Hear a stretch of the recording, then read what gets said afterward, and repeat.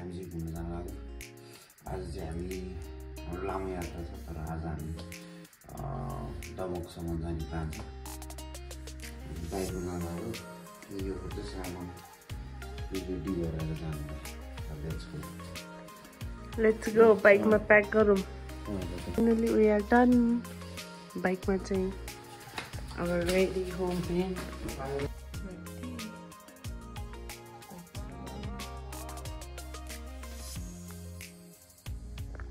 Guys हामी चाहिँ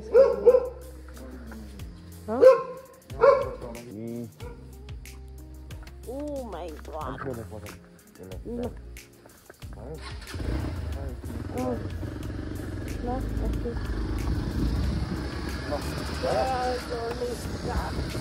हामी चाहिँ यता धुल्केल आइपुग्यो। अब सिन्धुली जाने बाटो छुट्यो। हामी एकछिन 5 मिनट टोइलेट सोइलेट ब्रेक लिएको।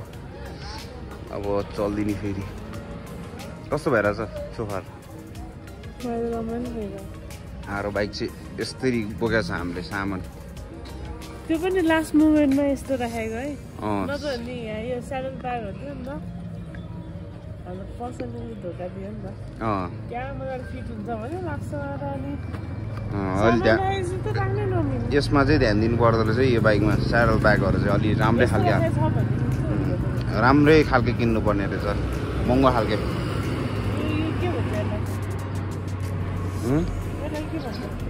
त्यसलाई स्ट्यान्ड अब पछाडि स्याडल ब्याग स्ट्यान्ड होला। के भन्छ पाले भएन ल। चलाउँदा बाइकै पञ्चर भयो।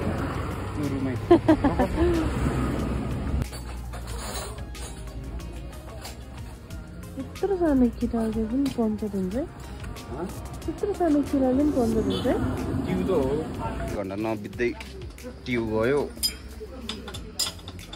ऱ्याक यता त पुगेर पो गएको रहेछ। पुगेर नि कहाँ गयो यो घर?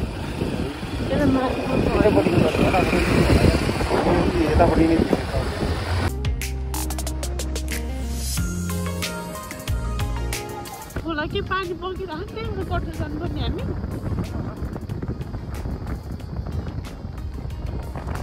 माथिको बाटो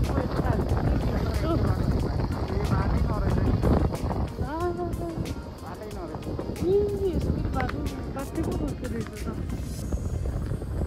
कहाँ जाने बाटो चाहिँ यो? हामी पुरकोट जाने बाटो होइन?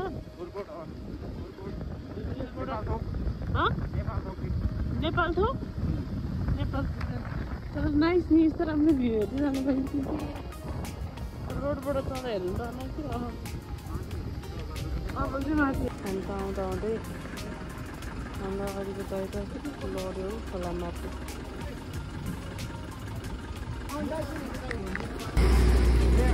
निकाल्यो म यहाँबाट हामीले 3-4 जना भएर बिचरा स्टार्ट चाहिँ हुँदै हुँदैन।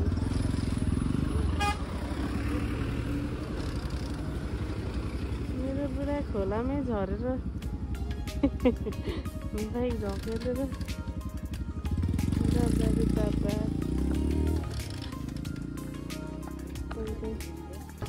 त्यो दाइको बाइक पल्ल बनाएर स्टार्ट गरेर दिएर अनि बल्ल हामी त निस्केको। सिन्धुलीको यो भाइरल ऐनावाला ठाउँ आइपुग्यौँ हामी। अहिले त ऐनाहरूलाई पनि यस्तो म्यानेज गरिराखेको रहेछ। हामी त अघि टायर पङ्चर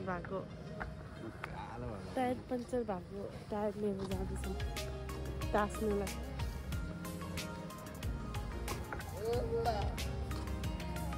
टायर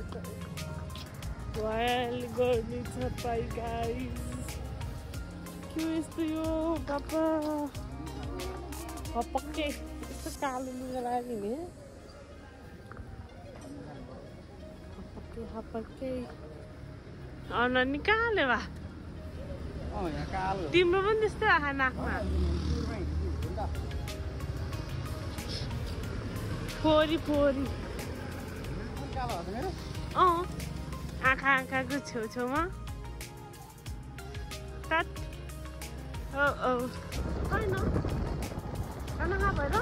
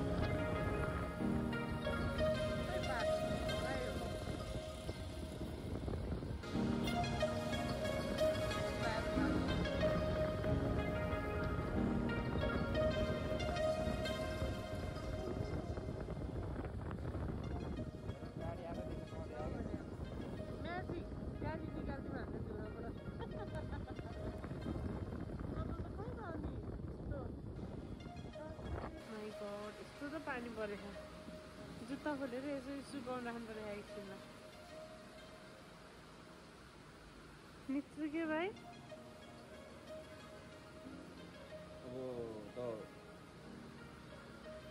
अब त ठुल्ठुलो ऊ छैन टर्निङहरू अलिअलि मात्र यस्तरी पानी पर्ने हो त बाटै नदेखेको है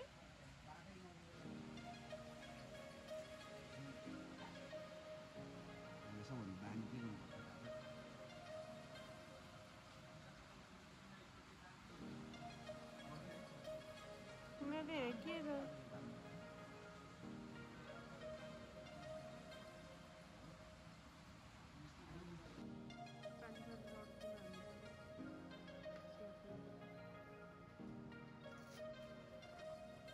कत्रो पानी पऱ्यो क्या अर्को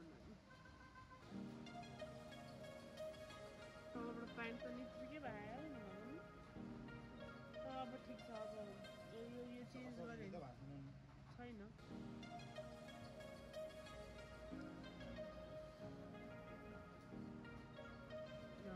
किन हो चिसोले अब सिट भिज्यो नि त अब चाहिँ बस्दाखेरि भिज्छ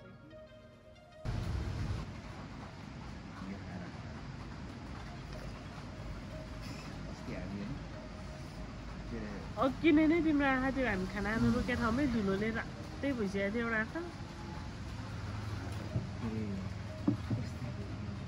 मेरो त भएन धुलो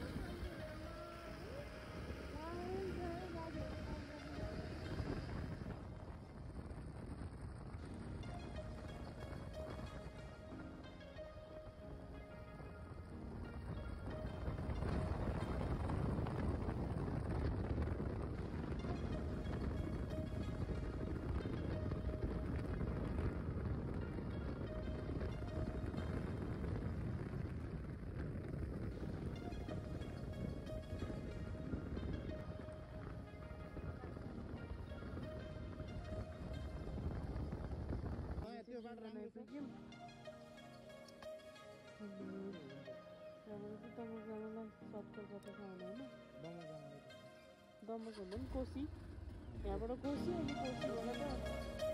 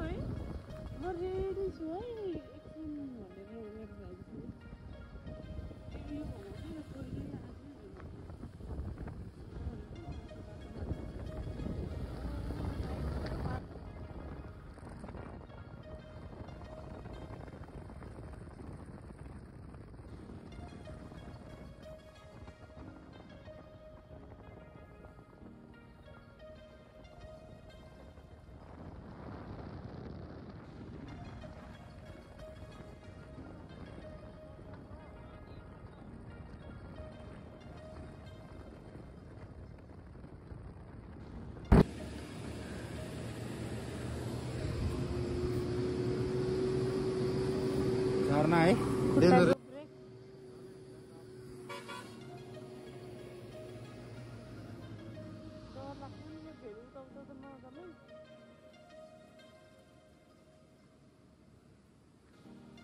नजाम न भाइ डर लाग्छ मलाई त यो घारीको बाटो नजाम न तिमी जाऊ नि त नि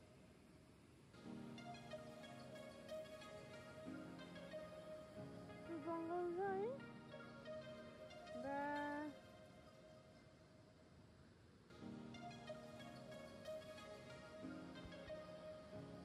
परेर पानी परेर अनि भिज्यो अनि भिजेपछि त्यही लुगामा हामी बस्यो नि त त्यो भएर पनि झन् भिजेको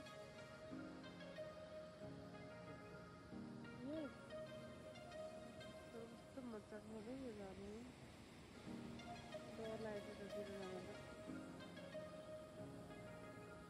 सक्यो हाम्रो ट्रिप अब हामी जाने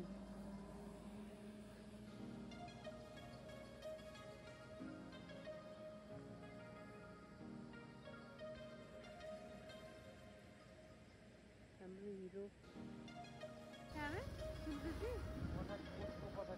सिलगढीको पछाडि कोसिस गरे हो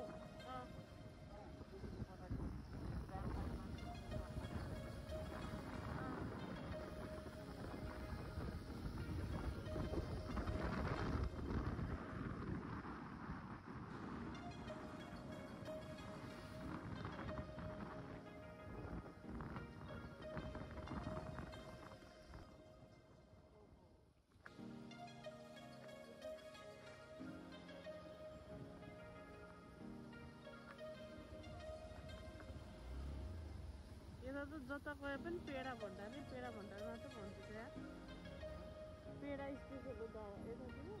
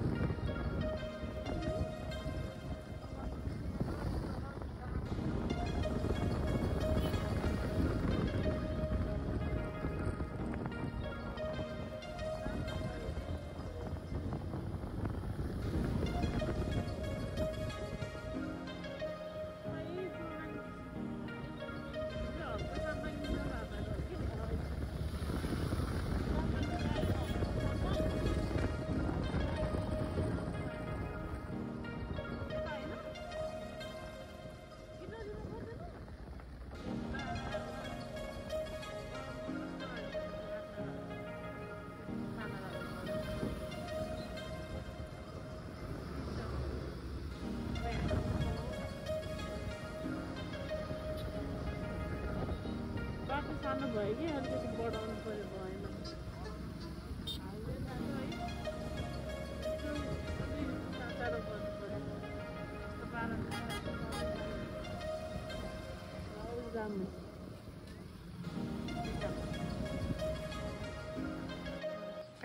हामी त आइपुग्यौँ दमक आजको स्टे यो त सेकुवा घर नि अब भोलि बिहान हामी कहाँ जाने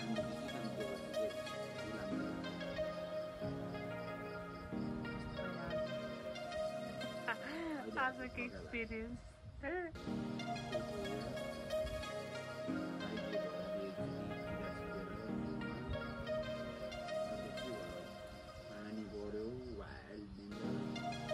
अनि एक ठाउँमा त त्यो बाइक झारेर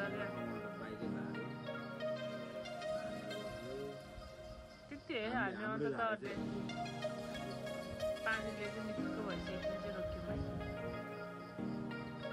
ठिक छ अब आजको डेस्टिनेसन आइपुग्यौँ अब भोलिको